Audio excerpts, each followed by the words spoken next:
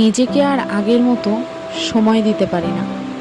এখন বাথরুমে গেলেও মাত্র 5 মিনিট, না 5 মিনিটও ভুল বলে ফেললাম, ওই 2 মিনিটে কোনো রকমে স্নান করে চলে আসতে হয়, কারণ কেউ একজন যে আমার জন্য অপেক্ষা করছে। এক সময় আমি তাড়াতাড়ি খেতে পারতাম না, বলতাম আমার গলায় বিঁধে যায়, কিন্তু এখন আমি সেই মেয়ে, মাত্র 5 থেকে 10 মিনিটের মধ্যে খেয়ে উঠে যাই। ওই যে আমার জন্য অপেক্ষা করছে। জানো তো, এগুলো যেমন একদিকে কষ্টের, তেমনি খুব সুখের। এই যে কেউ একজন আছে যে আমার সঙ্গ চায়, আমায় সারাক্ষণ লেপ্টে থাকতে চায়, এই মুহূর্তগুলো আমার কাছে ভীষণ স্পেশাল। একদিন সময় চলে যাবে, সেও বড় হয়ে যাবে, তখন সে কি আর চাইবে আমার সঙ্গ? না, কখনো না।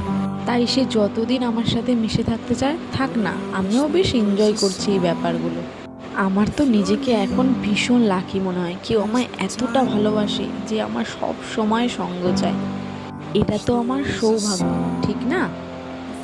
সত্যি, মাতৃত্ব ভীষণ সুন্দর। অনেক